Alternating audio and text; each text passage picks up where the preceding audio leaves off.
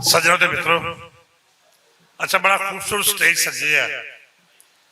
उत्थे मेरा निक्का वीर मलिक अहमद भी मौजूद है ते कोई सियासी अकाबरीन भी मौजूद ने उस पार्टी नाल ताल्लुक उन्हां दा जिहदे वास्ते असीं बहुत सारा खून दिता।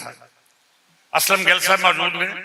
40 साल पहला जो तियारा हाईजैक होया तो मैं ते असलम गिल उहदे तियारा हाईजैक करने के इल्जाम गुजरांवाले जेल 5 महीने इकट्ठे रहे हैं।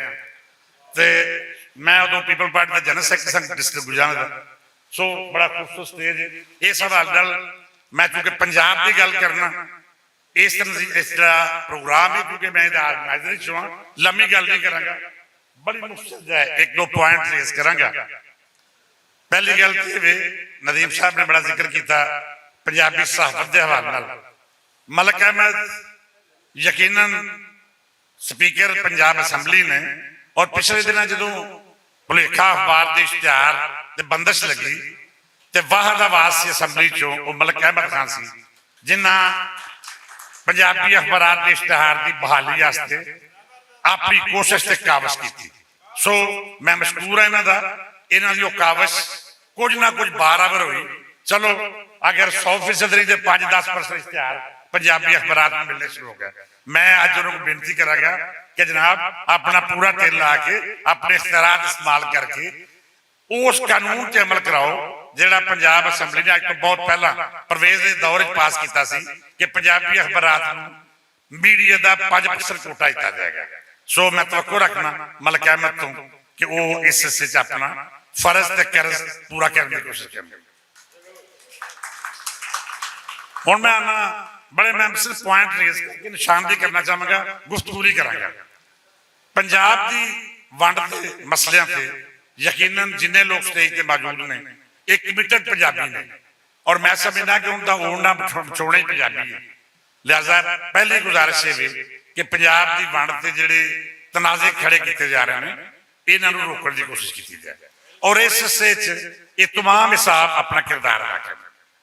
दूजी गल फिर मलिक अहमद खान ने कहा कि असैम्बली एक बिल पास होया बिल पेश होया जिहदे कहा गया है कि हर जिले नूं ज़बान इख्तियार करने का इख्तियार दिता जाए।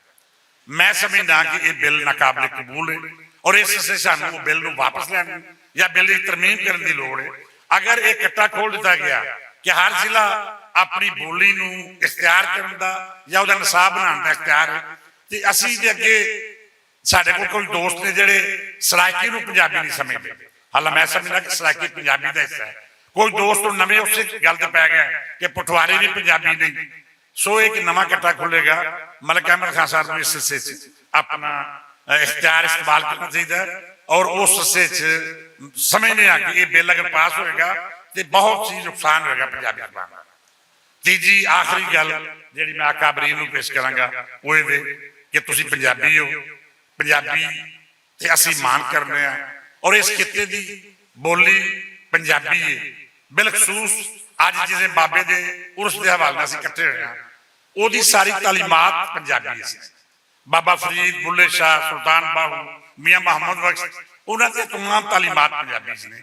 मेरा इस गल से ईमान नहीं यकीन है कि अगर नवी नस्ल पंजाबी तो आशना होएगी पंजाबी पढ़ेगी तो वह यकीनन बाबिया के कलाम तो आशना होएगी।